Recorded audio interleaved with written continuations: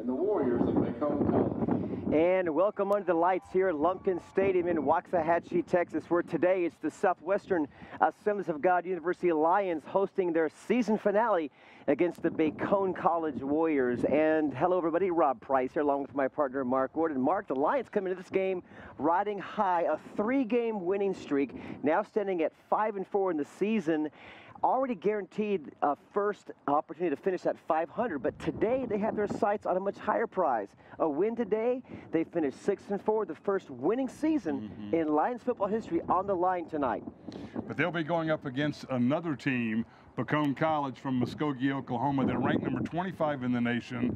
Both teams are tied at 3-1 in second place in the CSFL. And for Bacone, they'd like to win tonight because it'll be their first ever 8-win season. A lot at stake here, and again, with the season finale here for both ball clubs here in Waxahachie. But let's check in first on the field report and conditions down with our very own Tyler Evans. Tyler? SAGU football players could not have asked for better weather tonight. It's cool and refreshing and will give them that extra boost of energy when they need it. Now, earlier on the field, the players were getting ready for their final game of football, and you can see the energy in their eyes, the excitement, and the readiness. They're ready to play some football, get some scores on those boards, and win some football tonight. So stay tuned for what could be a memorable game of football. Back to you, Rob.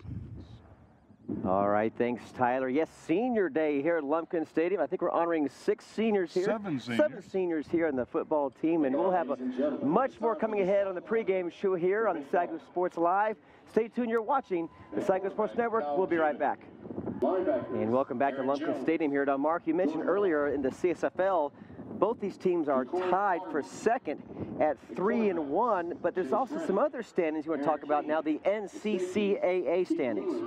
Well, the Lions are dual members in not only the NAIA, but the National Christian College Athletic Association, which has members from the NAIA and the NCAA's Division 2 and 3.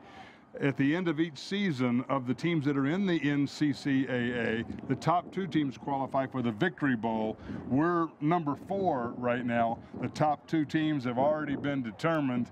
That Victory Bowl is going to take place in Georgia. 2 teams that are just narrowly ahead of us right now.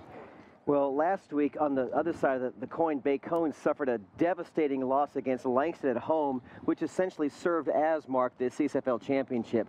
Down 33-10 with less than 10 minutes to play, the Warriors caught fire for its 4 quick touchdowns to take a 37-33 lead. And then the last minute of play, the Langston Lions put another score on the board to pull away with a 39-37 wins. So we know the Bacone Warriors can put the points on the board, Mark. So that means the Lions will have to return serve and put some points on the board of their own to have any chance to win this ball game today. So let's take a look now at today's starting offense. Reed Golson, Grandview, Texas, senior quarterback. James Hopkins, Ferris, Texas, junior running back. Jason Bethel, Red Oak, Texas, junior fullback. Jeremy McDonald, San Antonio, Texas, junior, wide receiver. Dylan Moore, Denton, Texas, junior, wide receiver. Tyler Jenkins, Weatherford, Texas, sophomore, tight end. Mitchell Grimes, McKinney, Texas, junior offensive line. RJ Adame, Keller, Texas, junior offensive lineman. Darius Griffin, McKinney, Texas, sophomore, O-line. Paul Selsky, North Richland Hills, Texas, junior offensive line. Peter Corrigan, Dallas, Texas, junior. By creating a positive environment, which I have been. And that is your starting Lions offense. Now, Mark, a couple key keys you see that those guys will have to do to come out with a win today. Well, Bacone leads the nation in penalty yards. So one of the keys for the Lions today is to pick up as many free yards as possible. They're giving up 107 yards a game due to the Yellow Hankies. Number 2, find a way to stay on the field. Whichever team converts third downs the best is likely going to win. Bacone, by the way, they are number 5 in the nation, allowing only 29% conversion rate. The Lions need to convert on third down to keep possession and to keep Bacone off the field offensively. We also need to score early and often, because this team here, Bacone, leads the CSFL in scoring at 32 points a game. And the Lions are second at a little over 25. Two high-flying offenses today, so that means SAGU's defense will have to step it up here at Senior Day. Let's meet now today's starting defense. Jeremiah Mott, Slida, Louisiana, sophomore, linebacker. Ethan Eastwood, Mayfield, Texas, sophomore, linebacker. Dalton Snyder, Ennis, Texas, sophomore, linebacker. Shaquem Taylor, Dallas, Texas, sophomore, cornerback. John Snyder, Ennis, Texas, freshman, safety. Trevor McKinley, Arlington, Texas, senior, wide receiver. John Dias, Lawton, Oklahoma, freshman, cornerback.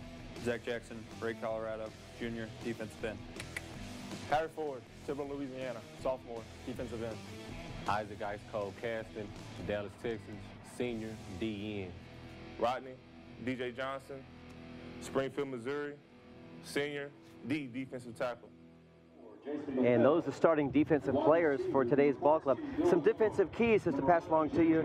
Mark, quarterback Kyle Cuban, he has amassed more than 1,300 yards and 12 TDs in the last 4 games. He's on fire right now, so the defense will have to key in on Cuban indeed. And second, forced errors. Now, Bacone has committed 29 turnovers this season, about 2.9 a game, but SAGU's only forced 16, so we'll see if we can kind of poke that ball loose a bit more and capitalize on what Bacone does often, and that is give up the football. And number 3, make Bacone one-dimensional. In the last 2 weeks, Bacone has gained only 106 yards on the ground. They've run 57 times. Mark, that's an average of 1.8 yards a rush. Not that impressive. Well, they certainly have a good ball club. They have been on the warpath, even last week, though they come up with a 2-point loss. Well, let's talk about what it's going to take for SAGU to win and then what it will take for Bacone to win. I've got 2 things to pass along to you. Number 1, I think if Golson goes out with a bang on Senior Day, that's my number 1 thing I think the SAGU Lions will have to do to win. Have Golson play with reckless abandon. It's the last time he's going to play in a Lions uniform, atone for some of the mistakes that his team made 2 years ago in this very field. We'll talk about that game in just a minute. A rough game last year for Golson as well, so he needs to finish strong here against Bacone. He already has a real chance to become a legacy in this community. He is the all-time yardage leader in Lions football history, so that's a big, big plus. Number 2, now follow me here. If the defense can conquer the number 37. Now, 37? Let me explain. The Warriors have scored 37 points in 3 of their 7 wins, not counting a 53-0 blowout to Lamar University at D1 school in September. The Warriors, who are 7-3, are averaging exactly over those 10 games 37 points a game. They've hit their mark 3 times. They average that mark. 37, a weird number. Maybe if we can hold them to 36 points, we win the game. Who knows? So, well, let's go down now to Tyler F. Oh, so we'll come back with Tyler in just a second here. Mark, first of all, what will Bacone need to do to win the game, in your opinion? Well, if Kyle Cuban, not Mark Cuban, if Mark Cuban was quarterbacking, we would have a great chance. Win that game. Right. Kyle Cuban, who's only completing 45% of his passes, but what he lacks in percentage, he more than makes up for with big plays. If they're clicking with the big plays, and that's one reason why they have some turnovers. They take some chances. If they're clicking, they're making these big gainers. That bodes very badly for the Lions. And if the Lions turn the ball over, that's going to be trouble for us as well. So 3rd downs and turnovers and big plays, that's usually what you say for every game. That's what happens. We're going to have an interview with Tyler and Coach Godding in just a moment after this break. Stay tuned. You're watching the SAGU Sports Network. We are less than 3 minutes away from kickoff, so let's take you back down to the field now where Tyler Evans is standing by with head coach Jesse Godding. Thanks, guys. Now, Coach, you had a big win last week, blowing Texas College out of the water and capturing the program's highest win. Tell me, how does accomplishing that history affect the way the team looks at the game tonight? Well, I thought, at the beginning of the week, I thought, oh my goodness, are we going to be content with what we just accomplished? But as the week went on, these guys want that 6th win, and they want to send these seniors out with a good taste in their mouth. And I think that they've responded all year long. They're going to give great effort tonight. Now, Bacone has been getting national attention all year round with their strong record and top-tier offensive attacks. Tell me, as the Lions, how are we going to slow these Warriors down tonight? Well, we practiced all week the ability to bend, not break. We've been pretty good at that this year defensively. And probably the best thing that we could do for ourselves is what we did with some of the other programs that run a fast-paced offense, and that's hang on to the ball, get first downs, score when we have the opportunities, create some turnovers. Thank you so much, Coach, and good luck in your last game tonight for the season. Thank you very much. Back to you, Rob. And welcome back to Lumpkin Stadium. Under the lights tonight as the Bacone Warriors set to kick off to the Lions, who you see them in the middle of your screen. They are fired up, ready to finish the season on a high note. A chance to finish 6-4, the first winning season ever at stake. And we mentioned in pregame, Mark, the Lions have won 5 of 7 after beginning the season 0-2. Have really picked up the pace, won 3 in a row and 5 of 7. That says a lot about the senior leadership and the coaching staff on the team to have all that energy going early in the season and then go 0-2. They have circled the wagons and come back strongly. And we are underway. Kick taken on the right side at the 11. Down past the 25 out of bounds. That's McKinley, Trevor McKinley, who's a multi-talented player for Coach Gotting. He receives the ball on offense. We've seen him play some cornerback this year, and he also returns kickoffs. Well, his career has shown him to be multi-talented. He began as a cornerback, then switched to wide receiver. He's played a little of both this year, and throughout he's been a very good return man. Well, here come the Lions with their rushing attack is what we're going to be looking to see them try to establish early on against Bacone. And a flag before the ball is even snapped. It's going to be against the Lions. It'll back them up 5. That was Darius Griffin, the right tackle, and Tyler Jenkins, the tight end, number 5, who jumped the gun, which has been a bit of a hiccup for the Lions this season. But here they go at 1st and 15. Handoff up the middle. First play from scrimmage. That was Troy Griffin. Griffin, the junior transfer from Texas A&M Commerce. He's had a couple of really good games this past month, Mark. Right. In fact, Troy has picked up 8 touchdowns on the season. 3 straight games. During those wins, he has 2 touchdowns in each of them. And he has, in some ways, supplanted James Hopkins as the starting halfback. But those two are almost interchangeable. Very similar styles and strength. And Hopkins, number 4, is behind Golson now, who looks like he's changing the play. And it'll be Golson, keeps it himself, scrambles forward near the 40-yard line. It'll be close to a first down. Now let me add this early. It'll be a yard short. In the pregame, you mentioned that Golson is SAGU's all-time leader in total offense. He's just 38 yards away from becoming the team's all-time leading rusher. And he could do that today in the first half. 38 yards? 38 yards. He'll get that tonight. Just a matter of time. Second or 3rd and short from the 38. Direct snap to Griffin, and he dives forward for the first down. He got a nice block in there by Caleb Shelley, the tight end on the right side. Shelley is an Iron Man. They were thinking he thought he broke his ankle last week. He had a good report this week from the doctors, and he's out there playing. Said, doesn't that hurt? He goes, I don't have time to have pain. The sophomore from Cold Springs, Texas. Golson will keep it himself on the read option, and he gets nowhere. Dragged down behind the line of scrimmage, a loss of a couple. It was Hopkins looked like he had the ball in his hand, and Golson pulled it right back out. What he's doing there, Marcus, is Golson's reading the tackle. You see it right there. And he just misread the play. The defender stayed at home. And that's a kind of a play that Coach Gotting allows Golson to make those decisions when the ball is snapped.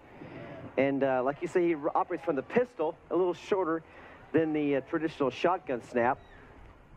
Golson now rolls right, throws right, pass complete up the middle, still on his feet. It's Jeremy McDonald, number 1, beyond midfield, first down Lions. Now, McDonald is the leading receiver on the team. In fact, nice there's a throw replay inside. snuck past the linebacker and just scrambled forward, fell forward, down to the 41-yard line. That may have been his longest gainer of the season, 22 yards. He's played injured all season. Last year, he was a big play threat, averaging 18 yards a game per play. This year, he's averaging less than 10 yards a catch. Golson, handoff up the middle. It's Hopkins, number 4. He's a junior. He's a transfer from Northwest Oklahoma State, but locally from right here out of Ferris. Going back to McDonald's, a year ago, he was our big play man on offense with 40 receptions, a number of touchdowns. This year, he's just got 26 catches, averaging just under 7 yards a catch, no touchdowns. That's an indicator that he's playing through pain and really hasn't been able to get healthy, and he's no longer that threat at the moment. And it's Hopkins again, and he pulls the defender forward. There's a flag on the play, though. The line judge. Hopkins on the run. Tackled by Robertson. Line on the field. A lot of times that is in the place of holding. He's talking it over with the other officials, and there it is. It's illegal procedure. The Lions probably didn't have somebody lined up just right on the right side of the line. It's going to cost them 5, and it's going to put us in a situation that we don't normally like, which is those 2nd and 3rd downs where we've got to pick up more than 10 yards. Well, at 2nd and 13, you can still run if you want to, because Golson would just as soon run as he would throw. We've seen that for 2.5 years now, so we'll see if the Lions elect to pass on what is essentially, well, now they're going to mark it at 2nd and 8. It was checked on the scoreboard at 2nd and 13.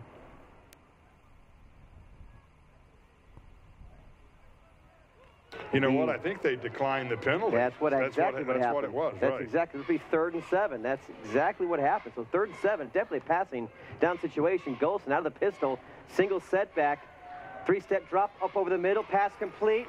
1st down and more, down to the 30, 25. Dragged down, still on his feet near the 24-yard line. Andre Brewster comes up with a big catch. The freshman from El Paso. Here he is again, a crossing pattern. Leapt one defender, spun out of that one. Just keep turning those legs, Mark. Wow. That was his 10th catch of the year, 11.9 a carry. He's got 1 touchdown, and that was a big clutch gainer on 3rd down. That'll teach Bacone to turn down a penalty, and Golson came up with a big play. Another transfer from another school, Texas A&M Commerce, and we're glad to have him here wearing the purple and gold. It's going to be 1st and 10 from the 24. Golson will keep it himself. Well, that was, it's just amazing, Mark, how that ball is, I think Griffin thinks he's going to run with it, and Golson literally just pulls it back out. How much discipline does that take for Griffin, a running back, to not squeeze that pigskin? Well, it's the new rage in offense, the read option, R-E-A-D, and we happen to have a Reed Golson, and he makes excellent snap decisions, and that's one of the key elements to making this offense go, because instead of looking at the running back to hand it off, he's looking at the defense to see what's going to be the best option. Ball at the 23-yard line. Golson back to pass, and looked like a miscommunication. Brewster didn't do the down and out, which I think Golson thought he was going to do. Instead, Brewster ran down the field, and just a mix-up there will bring up 3rd and 9. You know, Mark, I was talking to Coach Gauding a few weeks ago, and he said this team, once they understand the process, the wins will come. And I tell you what, the last 3 or 4 weeks, they've bought into the process, and the wins are now piling up. In fact, in my 5 years here, the Lions have closed well in each of the seasons. Golson overthrows the intended receiver. Chris Bigham, running back out of a local back, and he was open and would have potentially scored. They've been using this halfback well lately. In fact, he's got 62 yards rushing. He's averaging almost 7 yards a kick, but to no avail on that play. But we've got an answer here, or an anecdote for a stalled drive. James Gish. In the left foot.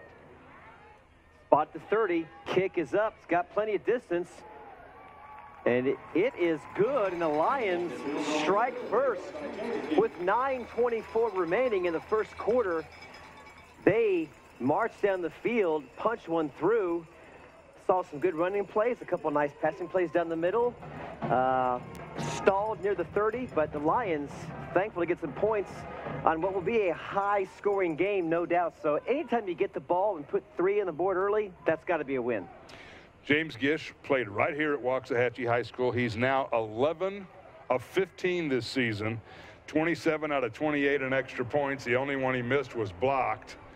But if the Lions are going to win today, we need to be getting 7 instead of 3, but we'll take the 3 for now. Absolutely. First possession of the game, just to get any points is a positive against this tough Bacone Warriors ball club.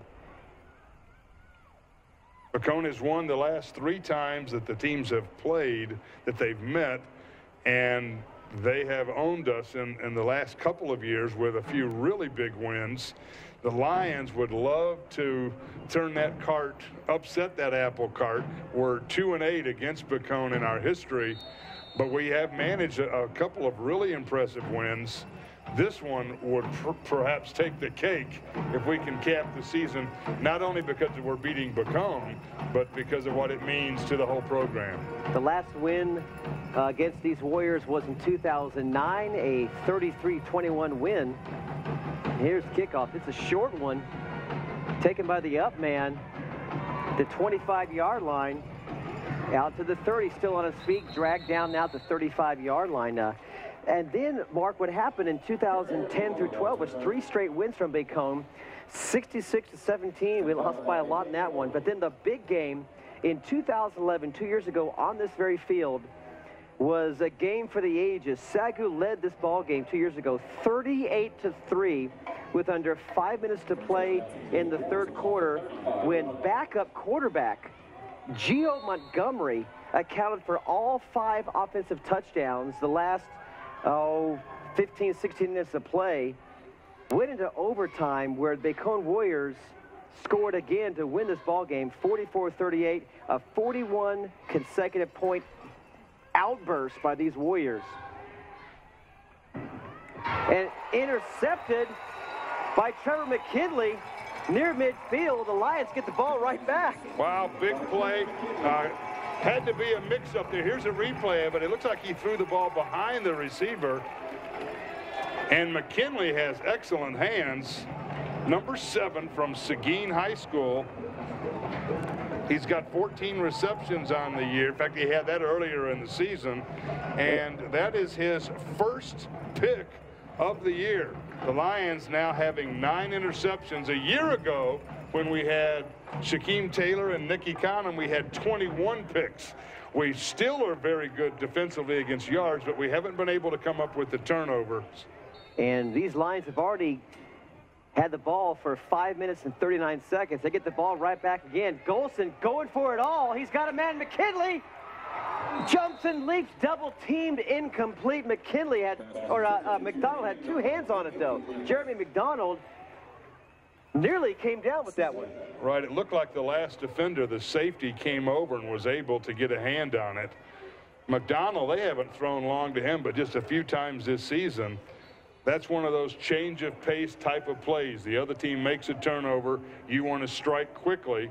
The Lions stretching the defense, something they haven't done a lot of this season. Love to watch that. 2nd and 10, direct snap to Griffin, dragged down for a minimal gain. Now, in that game, 2011, Reed Golson was just a sophomore. I do believe he got some playing time in that game, but it was Bacone with 41 straight points. Our statistician, Tim Roberts, scoured the stats long and wide and could not find, unfortunately, any game, college or pro, where 41 straight points was scored for a come-from-behind win. So a dubious record here that the Bacone Warriors have over the Lions. But last year, 2012, Bacone just took care of business early, a 34-0 win. Golson had a rough day, 3 of 18, 3 picks, and had 7 turnovers, the Lions offense did last year. He's looking to throw again. Incomplete, up the middle, intended That looked like a Josh Goodwin. You know, if we're going to beat them, we've got to control the clock, and we're off to a good start at that, but we didn't convert there on third down, and that's going to be a key for us. We had the ball in their end of the field and did not move the chains. In that game you were just referring to, that was the largest comeback in not only NAIA history, but all of NCAA and the NFL. Yes, I think that's what Tim Roberts was trying to find, if there's any larger comeback. Couldn't find it, so it's a record we just as soon forget, but we do need to pass along and, of course, give the Warriors credit for that great win a couple of years ago. Right now, SAGU, though, on top 3-0 in the 2013 contest, and this ball is taking the 12-yard line. Still on his feet. Down past the 15. Good hang time there by Stephen Stewart, the junior punter from Magnolia. Ronaldo Reyes on the return. In Spanish, Reyes means king. And let's hope tonight we can keep that crown off of the Warriors. They also have a defensive back, their leader, Eric King. So we have to remind them that we are the kings of the jungle. But we're going to have to keep making turnovers. You're a man never short with words. You can always make something fit, Mark. It always just makes sense in the end, doesn't it? Well, here's Kyle Cuban. The Warriors at their 15. Cuban. Low snap, rolls right, throws right, a bullet right through the hands of the intended receiver, David Chapman, now, a junior out of Sugar Land. Let me tell you about Chapman, number 84. Just watch him on offense, because everybody else is. He's got 38 catches. He's averaging 27.5 yards a catch. He's got 10 scores. Wow. Receiving, and that's easily one of the best in the country. David Chapman, number 84.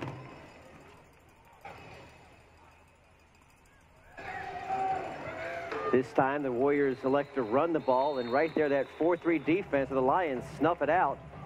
Led by number 53, that's Zach Jackson, the junior from Ray, Colorado. The Warriors receiving attack, David Chapman, 38 catches, Ronaldo Reyes with 36, and Larry Stokes with 32. All of them have more catches than anybody in purple. So Cuban has some targets to go to. Let's see if the Lions will blitz. They show 4.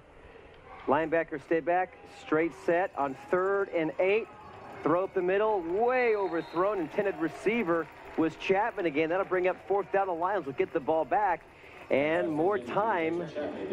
Possession will hopefully be clicked off with the Lions as they hold the Warriors to 3 and out.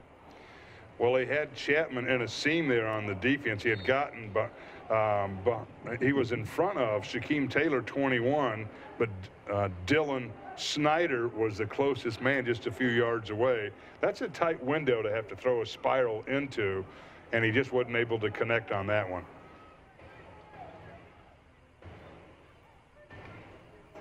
Bunt at the 7, it's a good one. At the 43, past midfield. That's Jeff Howarth. Still on his feet, tackled from behind at the 46-yard line. Jeff Howarth on the punt return. Jeff Howarth, a junior from Dallas out of Highland Park High School, a transfer also from Northwest Missouri State. He's just an athlete. If you put him at running back or wide receiver, you put him at linebacker, you put him at in the secondary, I bet you if you put him at defensive end, he's going to make plays. He's just a tough young man. Well, here we are in Bacone territory again. This is 3 straight possessions where we are in their neighborhood. We need to score some points. Golson sends 2 receivers to the right, 2 left, single setback. That's Hopkins. Screen pass to McDonald. He's got all kinds of running room and a head full of steam and trips forward down near the 20-yard line. Great screen pass and offensive set from the Lions. How about the blocking on up ahead? McDonald just followed 2 blockers down near the 20-yard line. Well, here it is again. Dylan Moore threw the key block out here. You'll see there number it is 14. right there. All kinds of daylight. Finally, number 21, Alex Wilson, and 33, Eric King come in to make the stop. McDonald looks healthy. He looks as healthy as I've seen him all season long. And here's a screen pass to Vanique Benton. Down to the 19, he's also a Waxahachie High School product, but McDonald looks as healthy as he's seen all year long, Mark. I was talking to him in the cafeteria this week, and I asked him, I said, are you feeling like you're getting better? He said, actually, no. He goes, this is going to be here all season, and he goes, it's just going to take inactivity to be able to fully recover. I won't ask what you had for lunch, because I know if you start talking about food, it's all over. We're going to get distracted. That day. It's 2nd and 8. This time it's James Hopkins, and he pushes the pile forward inside the 10, down near the 7. James Hopkins. He had the engines. He had those legs just pulsing like pistons, driving all the way down to give the Lions a 1st and goal. You have to like the way we're running the ball. Clock continues to run. Time of possession in deep favor of the Lions. They're knocking on the door. They want to punch one in here. Trips right, single receiver left. That's Benton. It's going to be Golson. He'll keep it himself, and he's dragged down by number 3. Robert Robertson. Reed Golson on the run. Tackled by Robert Robertson.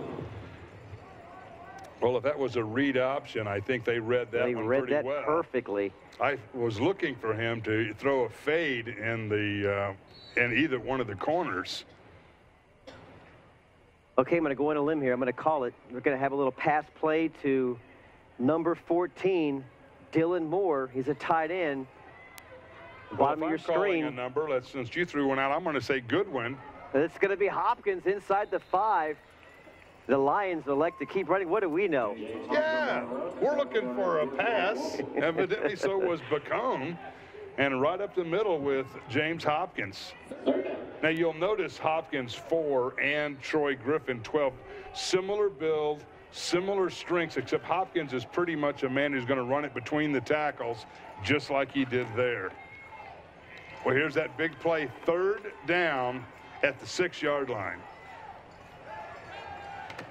Touchdown, there it is. That was one play early. It's Dylan Moore. Touchdown, Lions.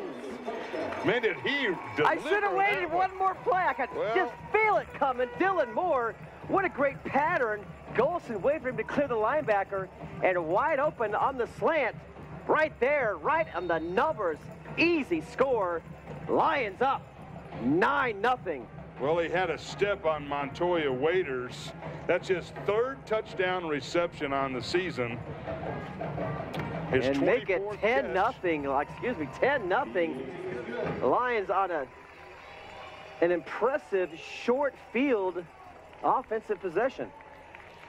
But we had to cash in. You don't have those opportunities come all game long. Here's a replay of it. He just got a step inside. It was a crossing pattern. The 2 receivers crossed, and he beat the quarterback to the spot.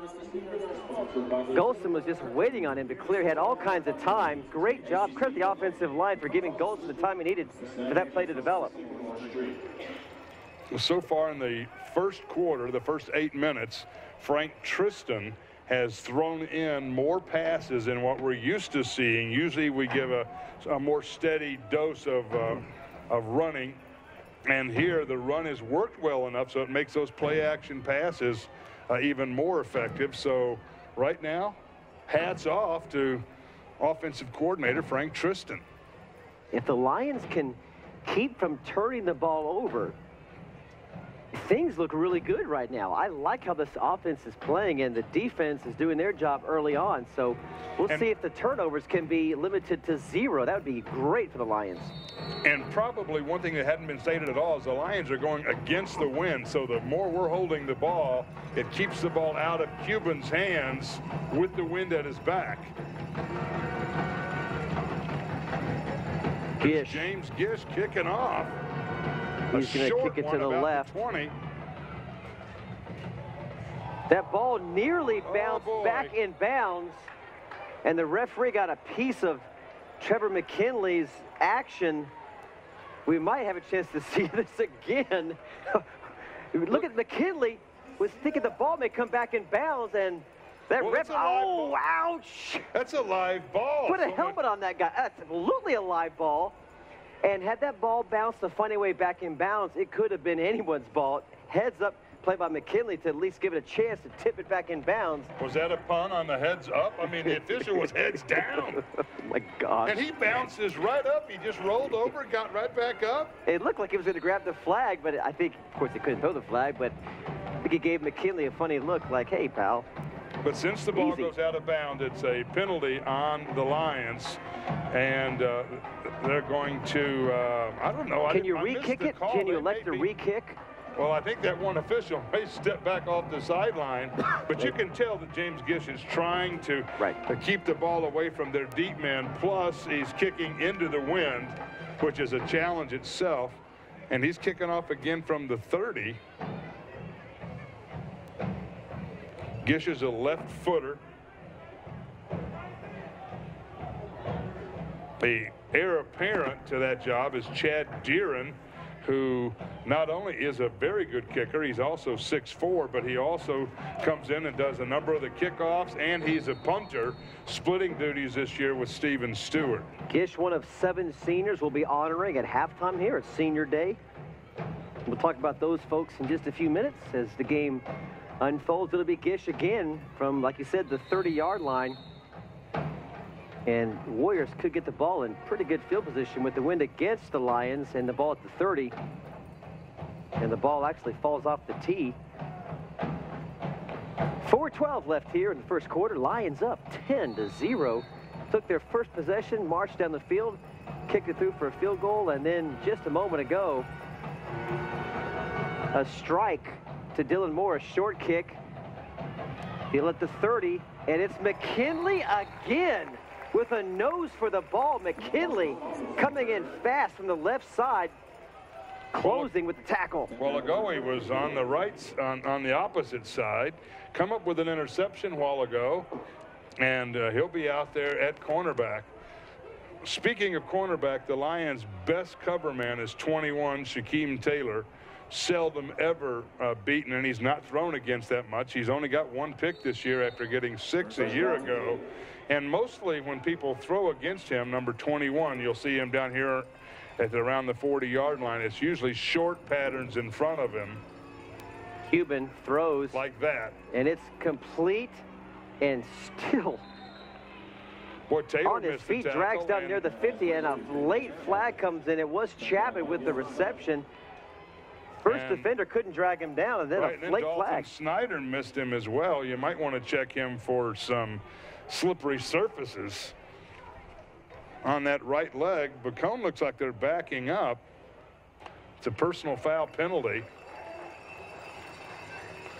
I didn't actually see it. It might have been someone throwing a block downfield after the whistle was over or the play was over. That negated a nice gainer by Chapman. I was talking to some of the players this week, you know, after suffering 3 straight defeats to these Warriors, you know, you're not real sure what the psyche is of the players, but I asked a couple of players during the week, I said, how you feeling? You guys believe you can win? And everyone to a man said, yes, we believe we can beat this team. We have got things figured out for our season. So Lions believe, and playing like it right here with a 10-0 lead. Chapman, or check that, that's Cuban back to pass complete. Left side reception is Larry Stokes. He's a junior out of Jacksonville, Florida. Stokes is averaging 14 yards a catch, doing a lot of things like that. Since you've got some speed burners like Sorrell and Chapman, you can throw underneath, and that's what they do. A lot of times, since they don't usually use much of a tight end, they'll use the fullback in that capacity, and Cuban, when he's got to find someone to pass to, will often dump it off to one of his halfbacks. 2nd and 3. Cuban looks left, in trouble, still on his feet, nearly dragged down, throws up a prayer, it's intercepted! To the 40, to 35. Howitt spins, still on his feet. Down to the 15-yard line, Jeff Howitt with the pick and a huge return. And you've got to give the credit right up front to the pressure. DJ Johnson, the senior out of Detroit, comes up there, should have had the sack. Cuban then eluded him and rolled out. There you go. You see Johnson. There's Zach Jackson, and then Harry Ford, and then he throws it up. didn't have enough on it, and there's Howard. Look at the speed on Howard. A nice spin move to elude the quarterback, Cuban, who was trying to tackle Jeff Howarth, and the Lions, another short field, and a personal foul assessed against the Lions after the play will knock a few yards off that interception return. I'm not sure what happened there, Mark, but that'll cost at least 15 yards. I didn't see it. A lot of times on those plays, it's going to be an illegal block, or it'll be one extra hit after the whistle. But it was after the interception, so the Lions offense is on the field. Boy, they're going to back them. Looks like at the spot of where the ball was picked off at, Mark, at the 42-yard line. Otherwise, I can't figure out why it would be a 10, 20, 37-yard penalty. I guess it's the... Well, yeah, I think he picked it off around the 45, yeah. So there was something that happened right about at there. At the spot of the foul, sure. But still, very good field position for SAGU at the 42. Golson, single setback. Hopkins behind him. Golson in trouble. Pocket collapsed, and down goes Reed. A loss of a couple. 75. I don't know if that's the process of osmosis or not, but he just consumed Golson on Jordan Anderson from Fontana, California. All of a sudden, I saw Golson back there, and then he just completely disappeared. 75 wrapped him up. 315-pounder. And flags fly. The Lions are clapping their hands. They think it's going to be against the Warriors. Well, they had that shift in the offensive line, and about 3 guys in red and black jumped across the line. If they get back, it's not a problem, but if they make contact, well, it is, and evidently one of them did. You see the Reed Golson looking for the next play. Yeah, as long as you don't make contact with an offensive player, the defender can cross line of scrimmage. In fact, I saw one play in the NFL when I was a wee lad. A defender jumped clear over an offensive tackle into the backfield. No one moved. He jumped back over the guard, and the play went on without any penalty. That play started with aspirations of bigness and came down to a quick stop. 91 put Vanique on his back. You know, about the only way you can really catch Vanique Benton is to sneak up on him. Oh, my gosh. That's really about it. He was an explosive quarterback, an excellent athlete here at Waxahachie. Went out to Abilene Christian. He's back. I don't know if he's going to be in the mix next year for the quarterback position, but it would be an electrifying position to have a guy like Benton in the backfield. Rolls right. He's going to keep it himself, tripped up, and falls out of bounds near the 47-yard line, well short of the first down. That'll bring up a punting situation with 1:45 and counting in the first quarter, and the Lions have dominated the time of possession, and they've dominated the scoreboard, 10-0, pitching a shutout. That drive there so far started with what would have been an opportunity inside the 20-yard line. I'm sure when they watch the film on Monday, the coaches aren't going to be thrilled at that penalty. That penalty moved them back and essentially killed that drive. And a fair catch at the 18-yard line by Reyes, Ronaldo Reyes. And the Warriors will have a chance to... Looks like there's another penalty flag out there. The officials are throwing some laundry out there. It's against the Warriors. That'll back them up. They're going to have a chance to put some points on the board here. But now that'll be deeper than they wanted it to be. It's going to be backed up at least 10 yards. I was talking to one of my friends up in Muskogee, and he told me that the logo on the side of the Bacone helmet is called like a skull cracker.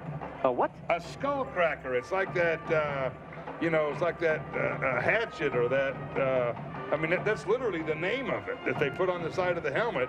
And the Lions have been on the receiving end of a few of those cracks the last couple of years. We've got a 10-0 lead, and we don't want to take our foot off the accelerator. and we're keeping them, and they're into the field. They've got another minute left with the wind at their back. Skullcracker.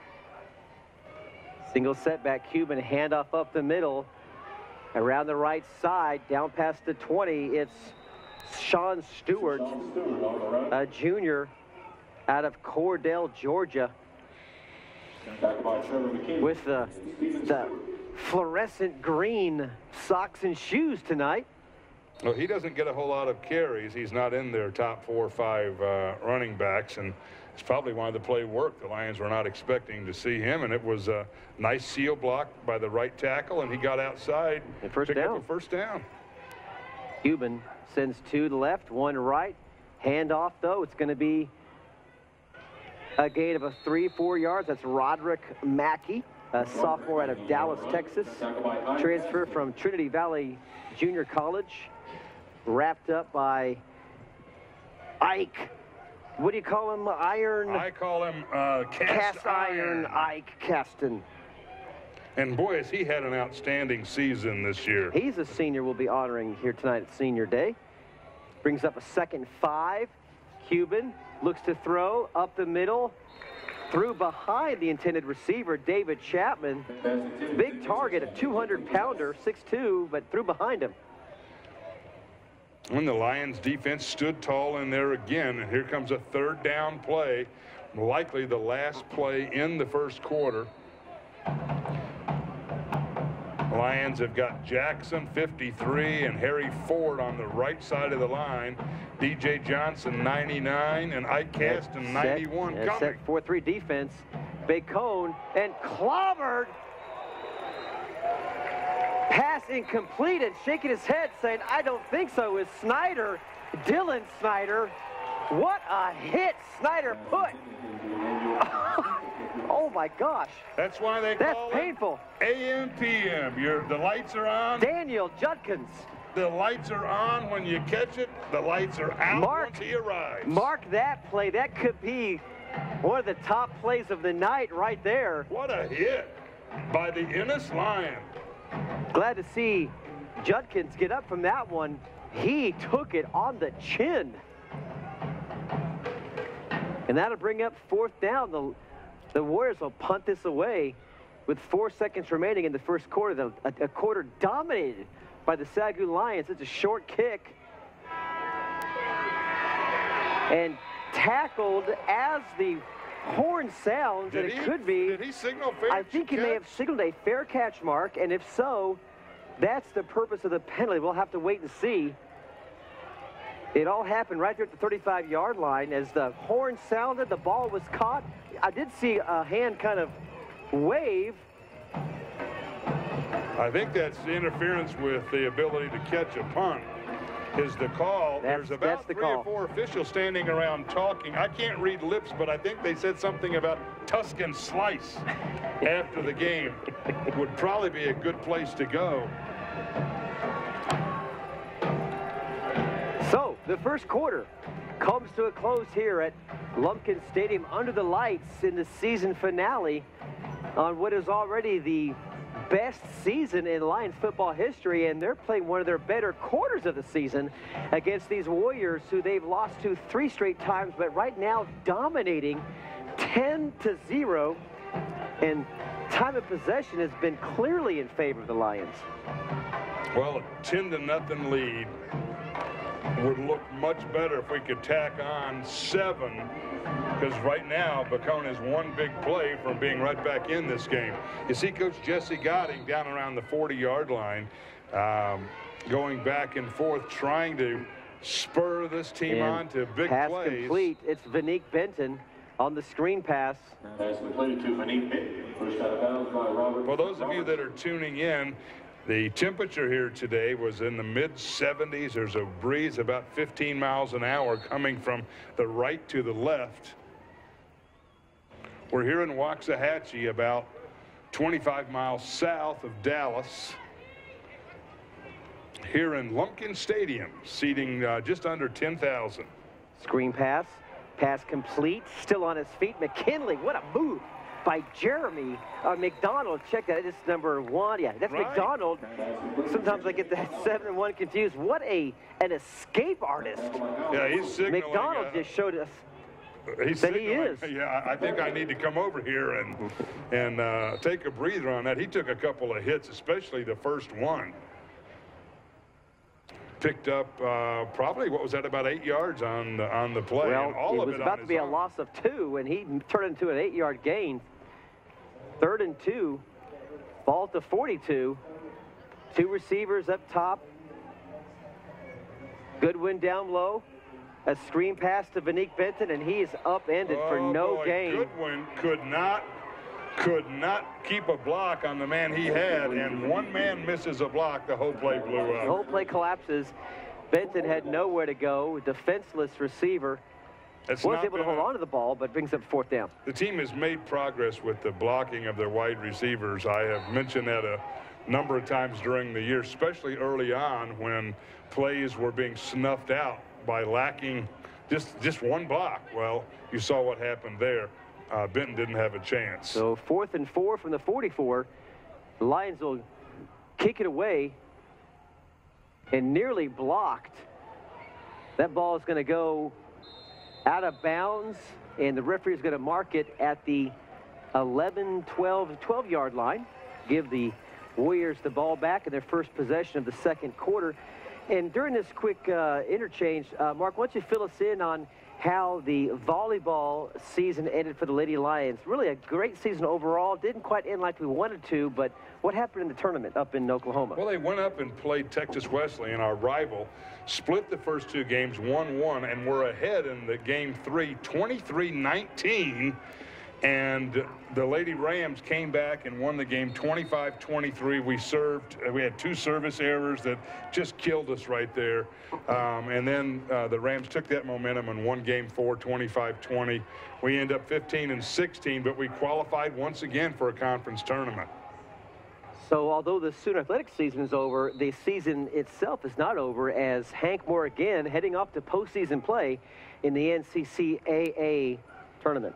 In fact, this next weekend, we're up in Bethany, Oklahoma, where we'll be playing in the Central Regional. Southern Nazarene, a Division II school, is hosting that tournament. We'll be one of about 4 or 5 teams, and if we do well there, we can move on to the national tournament, which is in Orlando. But congratulations again for another good season by the Lady Lion Netters. And here's a run over the left side past the 25-yard line. Victor Smith on the run. Tackled by Shaquem Taylor.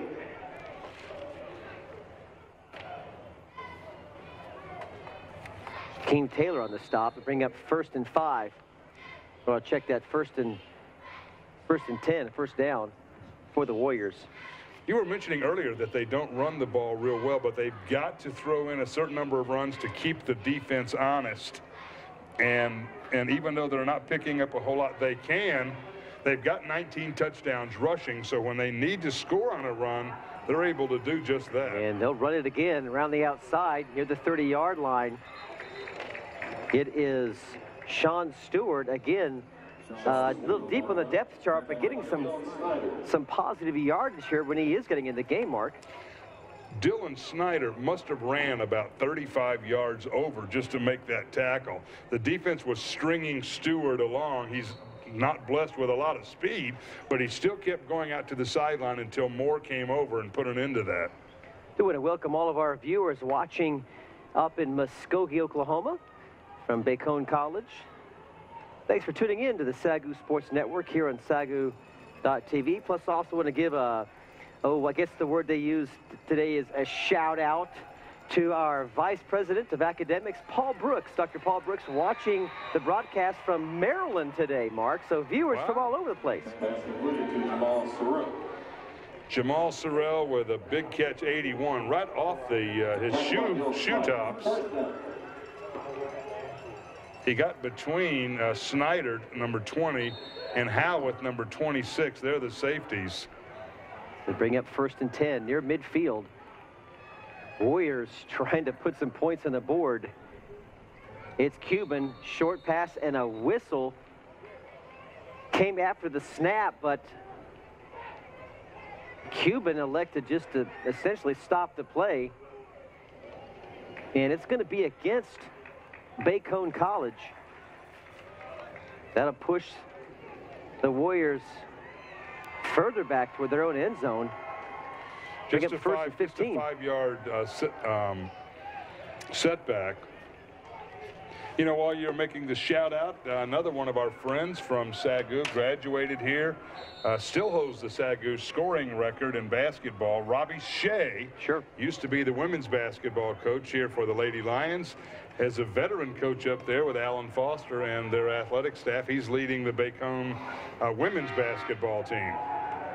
Cuban wide open, one man to beat. And he's got him. Touchdown, Bacone. That's completed through Larry Stokes for a Bacone Warriors touchdown. Wow. One play, they're right back in the game. All that domination. Larry Stokes. Right. He busted that one big time. Watch him. Here it is again. Just beat his man in single coverage. Mo Mansoray had him right off the bat and let him go. And I don't know if he was supposed to stay with him, but nobody else picked him up. Eddie Morgan Jr. tried to chase him down, and just like that, heading to field goal, it'll be a 3-point lead.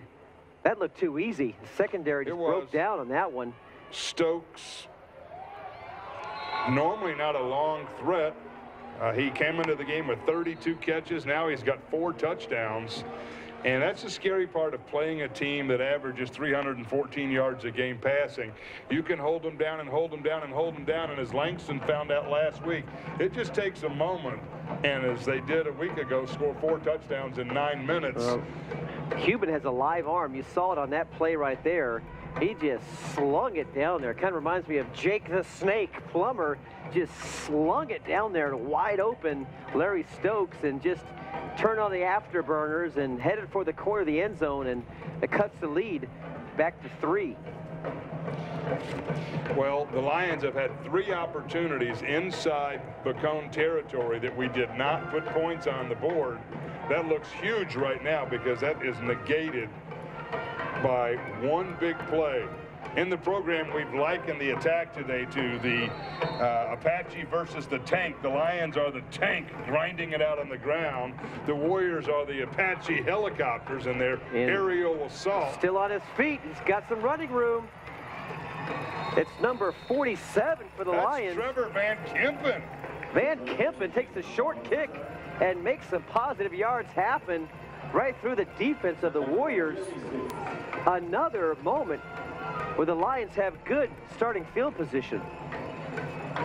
Every time we've had the ball, with the exception of the last time when we had a penalty, did we come out and have a chance to open up the playbook. Here's Reed Golson looking to add to that 10-7 lead. We've got a ball game, folks. Handoff up the middle, now the left side. It's Griffin. Takes the lead block. And first down, Lions eluded the tackler there, and he's off to the races. Bethel, the fullback, number 24. Paul Selski was also throwing a block out there. That was a pickup of about 12 yards for Griffin. On the season, he's picked up 483 yards, scored 8 touchdowns. His longest gainer's 57. Pass up the middle, complete. It's the tight end. You love him. That's a blow to the head. They're going to call that. That was Caleb Shelley. That's your man. Caleb, playing on a sprained ankle, comes up with a big catch, his 18th of the season. They're going to mark this off. As he's going down, you'll see a defensive back, a safety, come in, and it looked like he hit him high as he was going low.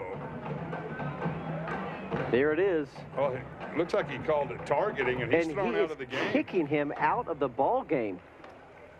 I didn't actually see the contact. What a development we have here, folks. The Bacone Warrior who hit Shelley you'd really have to on the head has been kicked out. Right, you'd have to see a replay of it. Here it is. Watch him. Yeah, he hit him. He lowered his head. That hit is him with number the forearm. 33. That's Eric King, and he's their best cover man, and he came over, and he did. I wasn't sure if he actually made contact. I saw him coming in to make contact, but he did. He dropped his head, shoulder, and he stuck out his left forearm. And he hit Caleb Shelley, what would have just been a 15-yard gainer over the middle. Now is going to give the Lions first down at the 14-yard line. What an opportunity here to come right back with an answer for that long touchdown. Now, here's what you want to watch for if you're watching at home. Who comes in for King in that defensive back position, and see if Golson wants to test out the second stringer right away here on this possession. Well, Bacone has a number of interceptions, 17 on the season, by about 7 different players. They've got some cover men back there. Here's the, gone are the days of the huddle. Now they just line up and look to the sideline. And sacked near the 20-yard line. Wow. Golson nowhere to turn. If that was the read, that was a short book. Number 31 comes in and puts a pop on Golson. And that's a big loss. Well, a loss of about 5, almost 6 yards. The Lions are in a passing situation here. They've got 4 receivers, 2 at the top, 2 at the bottom. You think it's going to be a pass? No, it's going to be up the middle. And it's Hopkins, James Hopkins, with a chunk of positive yards for the Lions. That play before was by 31 Jeremy Sims, a linebacker. He came through, looked like completely unblocked. Now here's a third down. We talked about this earlier, how important these are, and here's the play. If we convert, we got a chance for 7. If we don't, we're going to have to settle for 3. So they call it a 4-point play. 3rd and 5. Andres Brewster in the slot. Look for him. It's going to be Golson. The pitch back to Hopkins. Puts his head down. Head over heels as he's tripped up. I don't think he made it. On the run, tackled by Aaron McCoy. It's going to be, looks like about a yard short. If he had a dove or could have eluded that man, but it's now going to be 4th down, and they're going to say a long yard, and I don't see any kicker out there. Watch this hit right here. We go. The Lions, 4th and 2 or 6 yards for the score. A big play here in the middle of the 2nd quarter, and Golson will take it himself. Touchdown, Lions! Golson scampers in for the score as he's lifted up in the air by Rogelio Adams. Nice, quick heads-up play from the senior. Ramsey Sanchez was in there with a block. Darius Griffin, 76. Javier Lopez, one of the top recruits. Big freshman lineman. Big play by the Lions. Gish is out for the point after try.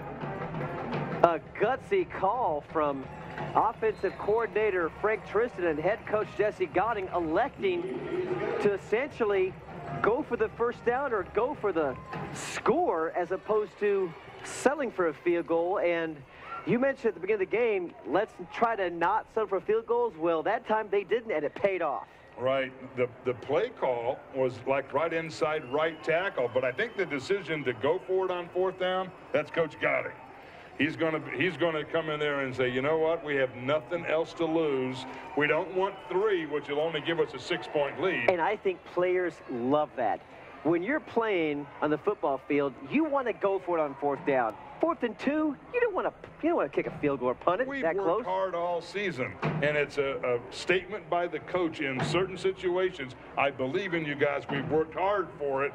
You guys have bought in now. I'm believing in you, and they paid off. Mark this play down, folks. That is a huge call, a huge execution from the senior, and a gutsy call from the head coach. I think they know Bacone's probably going to respond with some points, and so they're trying to get that cushion as high as they can right now. 17-10. Lions back up by 10 with 7:17 left. So kind of an odd number. The score is 17-10, and there's 7:17 left in the second quarter. And remember in pregame, that number 37, we'll see if that comes back into play, but Lions up by 10 now as Gish will send it off to the Warriors. Wow, what a kick with the wind. He boomed that one 65, over 75 yards in the air. A low line driver. Looked like one of those old Juan Gonzalez shots down the left field line for the Ranger great back in the 90s. Back when they played at the old Arlington Stadium, going way back before the days of what is now the ballpark at Arlington. Did you ever go over there? I used to work at the Arlington Stadium. I used to run Cokes to the camera guys. When I was about 24 years old, my job was so fun. I got to have a free view of the game. I get to walk around with Cokes and just give it to the 8 or 9 camera guys. And by the time I was done with my run, it was time to do it again. So all game long, I ran Cokes to the camera guys. I was able to watch the ball game. You were the Coke and a Smile guy. I was the Coke and a Smile guy. I was everyone's best friend. That stadium was built to only seat like 10,000, and they added like another 30,000. So you had 10,000 good seats and 30,000 that were, we feel guilty for charging it, but we'll take your money. I remember one day a camera guy didn't show up, so they put me on camera, and I got to run camera for the Texas Rangers, the low third base right above the dugout, and it was the time of my life. In fact, you remember the moment because it was the same series. Well, Bacone Warriors, we'll come back to that in just a second, still on his feet near the 40-yard line. It was the same series when Robin Ventura got into a little fisticuff with Nolan Ryan. Remember that, when he put him in the headlock? Well, 2 days later, they were still in town. That was the game that I was able to be part of. So I'm really dating myself now with this old story. But anyway, you brought it up, so I'll end it. You don't mess with the Ryan Express. I think he still laughs about being able to get Ventura, who I think had second thoughts the moment he dropped the bat to run out there. The old Nolan Ryan threw a few knuckles on his right brow. Well, let me tell you, that game he was booed voraciously. That whole series, the night we were working the games, Robin Ventura was public enemy #1 for the rest of his career, really, every time he came to Texas to play. Well, the Lions had to re-kick that while ago for an infraction. On the re-kick, Bacone had a nice return, but it was called back or shortened on an illegal block. It's a handoff near the right side. You know, SAGU's defense has been so set up to stop the run that in the last couple of possessions, you've seen Bacone try to soften them up a little bit by going to a few more runs than just coming out and throwing it on every down, just to keep that defense honest. But you know what is lurking around the corner. Lions with that 4-3 front. They back off the blitz. Quarterback in trouble, keeps himself down to the 25-yard line. He's enough to pick up the first down. And that's a different quarterback, it appears to be. It's Carl Birkenfield in for Kyle Cuban. We're not sure if Cuban was injured, but it is the senior from Bronx in at quarterback. Well, I haven't seen anything about an injury, but Birkenfield is a good runner, and he's thrown 5 touchdown passes this year, so it's not really unusual to see them use him. He's tall, he's lanky, and he's not afraid to tuck it and run. 6'3" senior. He'll keep it himself again and dragged down by Jeff Howarth, who already has 1 pick on the night. Jeff Howarth, very active in tonight's game. He's a junior, 205-pound, 6-foot junior from Dallas, Texas, but a flag was thrown. It's going to be against Bacone College. Well, they threw it really quick, so it's usually in the area of an offensive holding violation. One of the Lions' best seniors they've had in the last, in this entire year, but it's Kendall Evers from Danbury, Texas, broke his ankle just a week ago, and the team is having to play without him today, so they've got a few other linebackers that are having to step in and fill the shoes for SAGU's leading tackler, and we sorely miss number 34, a very good career, especially as a junior and a senior. 2nd 20, passing situation. Pass underneath, complete. Still on his feet, near the 20-yard line. Pass completed to Eric Horsley. And our other leading tackler on defense was right there to make that play, 42, Jeremiah Mott, number 42. Watch him grab Superman's cape here. Second down. That was Eric Horsley Jr. on the reception. Yes. Horsley from Arlington. Horsley's got 247 yards. He's actually their leading ground gainer after Cuban, the quarterback. Okay. 2nd 13 now, 4:50 and counting. Back to pass over the middle and drilled again, although this time the pass was complete to Larry Stokes, who already has 1 touchdown on the night. I believe that was Snyder. Well, it's actually number 26. It's Jeff Howarth wondering, what did I do wrong? Appears to be against the purple and gold as the referees have a conference to talk it out. 4:40. Did you see what happened? I wasn't sure what happened. I missed it. Here's the call. Well, that is about the 3rd or 4th personal foul we've seen the referees call in tonight's ball game. That's going to move Here's a the replay Warriors. of it. Sure. The flag came in right about there. It could have been away from the ball. Must have been somewhere else. The hit looked fine. Didn't make any contact with the head. That was Dylan Snyder. You know, at halftime here at Lumpkin Stadium, different restaurants here in town come through and sponsor our hospitality room tonight. Absolutely. It is the good people at Applebee's. Oh my gosh. Halftime can't get here fast enough. An assortment of goodies for the broadcast crew, the statisticians, the assistant coaches. I know who's going to be first in line. I'll be right My broadcast partner, Mark Ward. Their manager, Choppy, just brought the goods. Birkenfield will keep it himself. Slides his way forward to the 35-yard line. Clock still running, 4:20 and counting. He's got 177 yards rushing on the season, and 8 times he's raised the officials' arms. So the team is comfortable with him in there. I don't know a whole lot about him throwing the ball. He's completing 63%, though. It's a transfer from West Alabama College. So, Carl Birkenfield. 2nd and 1. Trips left. Birkenfield, 3-step back pass, and it is picked off again. It's Snyder, still on his feet. Cuts back, and he's going to be dragged down near the 15-yard line. That is Dylan Snyder with the pick. Birkenfield with the 5-step drop, had plenty of time to throw. That's his 2nd interception on the season. Snyder, here it is again. Ball was a little overthrown, though. Slightly overthrown into deep coverage, triple covered. His intended receiver looked like it may have been Chapman. He looked like a fudge-sickle there at a family picnic. Everybody was putting a lick on him there from Bacone. I'm going, just go down. Every time you move, it gets worse. They're coming in. They surrounded him and put him down. There was, but a great pick and a good stop here before the half. Let's see if Golson can make something happen here with 3:38 left. Handoff up the middle. It's going to be Troy Griffin with the call.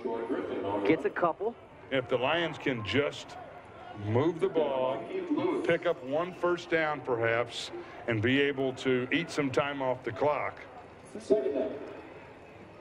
Still haven't gotten any word on whether or not Cuban was injured. I really think he wasn't playing badly. I think it's just a change of pace, and Birkenfield is in here. Besides, he's likely their quarterback next year since Cuban is a senior. He's from Belton, Texas. Screen pace. McDonald, the speedy McDonald He's dragged down to 25-yard line. It's going to be close to a first down. Again, if he just gets a block from one of his wideouts over there, he's going to pick up the first down. Yeah, it's going to be just short. Those guys have got to spend a little more time with those blocking dummies, I think. Did you just call somebody a dummy? No, no. In fact, the problem with with whoever the opposing team is, they don't look nothing like those big stand-up stuffed puppies. You just walked into that one, my friend. 3rd and 1. Golson sends 2 receivers down left, 1 up right. It's a handoff up the middle, and nothing doing there. That's number 37 on the play, Donye Hamilton, a junior from Mesquite, right here in the DFW area. Wow, that play did not fool anybody. He's 3rd down and short. Probably would have had a better chance if he ran it himself or maybe tried to do an option. But generally when you've got short yardage situation, teams like to just go straight up where your strength is. But he blew up right in the middle. Came right up the center and ended that play for a 2-yard loss. Steven Stewart stands at his own 10-yard line. And it looked like Bacone went offsides. If so, this will give the Lions a first down. Let's wait and see the call. The right side of the line, the left side of the line might have moved too soon. But yeah, we'll see. They did.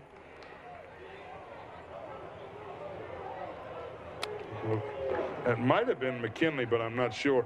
Now, a week ago, Stewart had one blocked by Texas College that by the time they got the ball and ran it in, it was an easy touchdown. Hopefully he can get one off here. The back man is at the 40-yard line. I'm not sure he's going to get one that far. And he did pretty good. Angle to the right side, out of bounds. There's a 45-yard line. Will give the Warriors a chance. No, they're marking it up. He shanked it, evidently. Yeah, from our angle, looked to be at the 45-yard line. They're going to mark it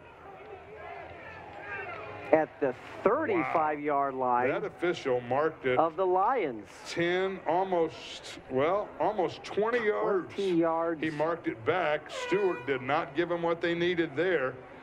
We had the ball. I mean, that's for a net of about 15 yards. So here's Bacone with a great opportunity. Wow. Stewart was probably trying to keep the ball from being returned. They probably told him to kick it out of bounds, but not that badly. They're in good position. Who's coming out at quarterback? It's going to be Birkenfield again. Well, he didn't do too bad a while ago. Bacone's got a good offensive line. They specialize in pass blocking. Good field position. 34, Birkenfield, a handoff up the middle. Dragged down near the 30-yard line. A gain of 4. Yeah, Harry Ford was there. Eric Horsley on the run. That's Eric Horsley. No, he said he was the leading rusher for the Warriors. For the quarterback. Clock still running. Now under 1 minute to play in the first half. Birkenfield low snap, able to pick it up. Screen pass to Horsley again. Carries a couple of defenders down to the 23-yard line. Jonathan DeLeon had him there for virtually no gain. It was Howarth who wrapped things up at the end of that play. He slipped off. Here's what would be a tackle right there, an arm tackle, which doesn't do it. Boy, Howarth is having a great ball game here in the first half. Boy, if you're looking for a player of the game, you would have to be talking about McKinley, who came out like a house of fire, and then Howarth has come in like a free roving secondary man. And then what can you say about Dylan Snyder, the big hit that stopped separated a receiver from the ball, a couple of other good tackles, and an interception? And of course the quarterback, Reed Golson, having a great game. No turnovers, no fumbles, no interceptions, and a great gutsy play on 4th and 2 from the 7. He ran it himself. A lot of good players to pick and choose from for today's player of the game. But it's early. We're just in the first half. 48 seconds left remaining here at Lumpkin Stadium. Lions looking to finish their season at 6-4 against the Bacone team they've not beaten since 2009. Well, here they are. They've got 2 first downs left. If they can get a touchdown here to end the half, boy, they would still be within 3 after being outplayed in just about every facet of the game. Pass complete the right side. Scampers out of bounds near the 24-yard line. You know, that's that a is couple Stewart of plays again. in a row that the running back just swings out of the backfield and nobody's picking him up. And that's just easy yards for the Warriors. Well, they're just taking what the defense gives them. The Lions are in a prevent defense at this point with less than a minute to play and really guarding the end zone. As you see down there at the bottom of the screen, Oklahoma Baptist won the Sooner Athletic Conference volleyball tournament today, beating Wayland Baptist 3 games to 1. Those are the top 2 teams in the Sooner, and both of them are ranked. And OBU swept the season series all 3 times, defeating the Lady Pioneers. Well, that last pass play to the running back moved them down inside the goal line. 2 straight plays of swinging it out there, and they've got some backs who can do some damage. The 1st and 7, 1st and goal to goal from the 7, and a timeout on the field. Head coach Jesse Godding talking something over with the referee. I don't think I saw any team call a timeout. I think it was a referee's timeout. And they seem to be looking back at the northern end of the field.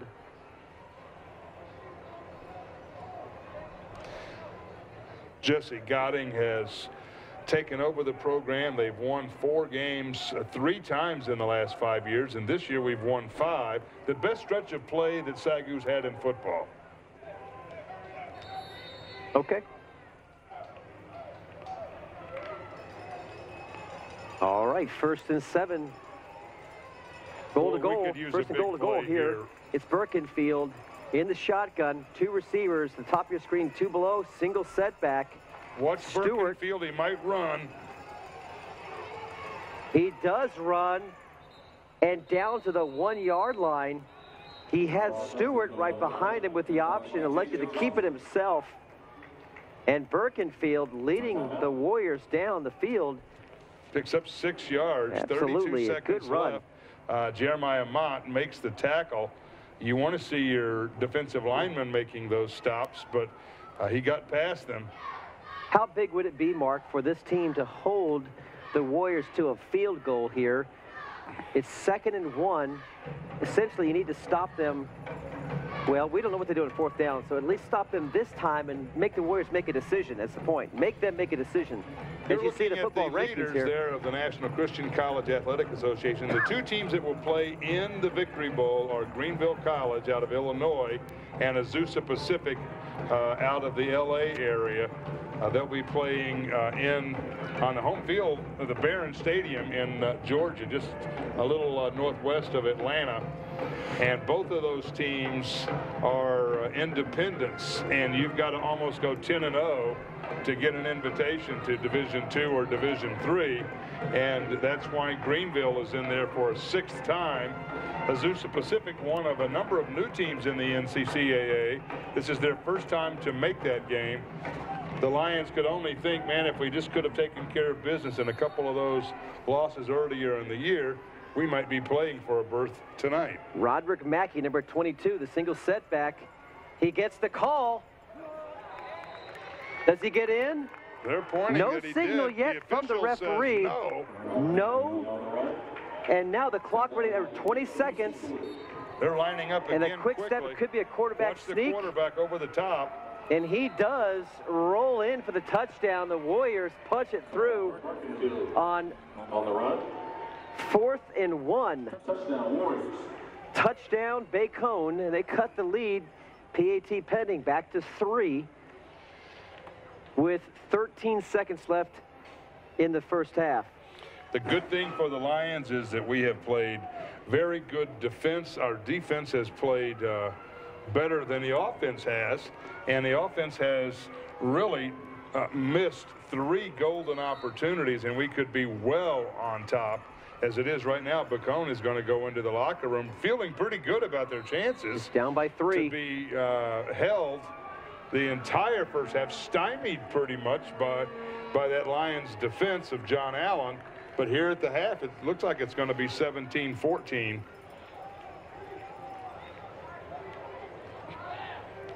But you've got that little uneasy feeling that, you know, we've done really well, but don't have a whole lot to show for it. With 17-14, you're not going to sneeze at that. The 3 possessions inside Warriors territory that their defense come up with stops right now is the difference between SAGU being up maybe 28-14 and just being up by 1 score. Well, right now, Mark, the difference in the game is that very first possession when the Lions were able to march down the field and punch it through for a field goal, and that 3-point cushion is where we stand right now near halftime. 13 seconds remaining. The Lions will get the ball back. Perhaps a big kickoff return, maybe 1 play, out of bounds play, get yourself in field goal position. We know Gish can boot it, and he has the wind at his back, so you never know.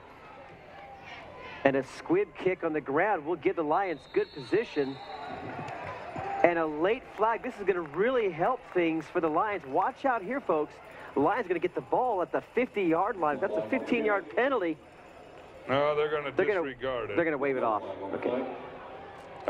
They had a player who come in late diving in, which in some cases will warrant that kind of a flag if the ball carrier who was down on the ground might still have been bobbling the ball, or he thought he had a chance on it. That's probably why they didn't count it. So it'll be 1st and 10 from the 34-yard line. You know, if you're Godding, do you just take a knee, or do you elect to do maybe a 20-yard pass completion toward the out-of-bounds line, and then maybe give Gish a chance to kick a long one? What do you do? I'll tell you what they're going to do with trip set right. They're going to try to give it a shot here. Golson rolls right, in trouble, throws, pass complete at the 45-yard line with 4 seconds remaining. That was to Jeremy McDonald. And the Warriors complaining that McDonald didn't catch the ball. And it looks like the officials agree with him because they're moving it back. That's a tough pass play. Oh, there's a penalty actually on the play. Well, at this point, just take a knee then and go into halftime, be content with a 3-point lead. And time is going to run out, actually. There will be no snap. So we have reached halftime here at Lumpkin Stadium. And the final game of the season, Lions will go in with a 3-point lead. And let's talk now about some of these seniors. Number 91, Ike Caston. Number 34, Kendall Evers. 29, James Gish. Number 10, the senior, Reed Golson. Number 6, Josh Harris. Number 99, Rodney D.J. Johnson from Michigan. And number 7, Trevor McKinley. These guys have all played some great football for head coach Jesse Godding over the years, Mark. At the half, the players will be introduced. Coach Godding always takes part in that ceremony. They give the players a package of pleasantries, and one of them is always a plaque with a photo on it that was taken by Gina Godding. She's a very good photographer. She presents those to the players. Sometimes they're in frames, sometimes they're in plaques, and that'll be taking place at the half. 7 very good seniors. All of them spent some time here, some of them more than 4 years. And the whole coaching staff in the school tributes them. And you can see Coach Godding is down there at a 50-yard line with one of his coaches, Jason Gossett, who coaches the receivers. He'll be helping him distribute. Let's take it down now to the field with Tyler Evans. Tyler, what do you got? Thanks, guys. Now, Coach, your team has been in control of the game for the entire first half. What are you going to tell the guys to keep them in control and focused? But really, the guys are really confident, a little upset right now that we didn't put more points on the board while we had the ball. And so that's good. They're hungry, and they feel very confident in what they've just done. So we just need to regroup and make sure we do the little things right to put points on the board instead of just hold the ball. So. Now, today is senior day. What are your thoughts concerning senior quarterback Reed Golson and what he offers to this team? You know, Reed Reed is obviously a phenomenal athlete, but nobody on the team is a harder worker. I was just saying that he hasn't missed a practice at all in the 2 years that I've coached him. And as you watch him, he doesn't slow down for anybody. Whether it's a guy that's 280 or 120, he goes and hits him. So, and he's made some great decisions today, and he's done really well. Proud of him. Thank you so much, Coach, and good luck in the second half. Back to you, Rob. Thanks, Coach Tristan. Thanks, Tyler. And you heard what he said. Reed Golson has made some very good decisions, and we've seen that up here in the booth. No INTs, no fumbles, taking care of the ball. A nice gutsy score in 4th and 2 at the 7. Your thoughts on Reed Golson's final game as a Lion? He's done everything that you could ask for. He's supplied leadership. He's made good decisions on his passes, and we'll look to see his stats here shortly. With the exception of a couple of good plays by Bacone, he's ran the ball very well. And how about that 4th down run that not only gave the Lions a touchdown then in a 17-7 lead, but that's the difference right now. The Lions have got that lead. Your score at halftime, 17-14 in favor of the Lions. We'll take a break from here at Lumpkin Stadium on the SAGU Sports Network.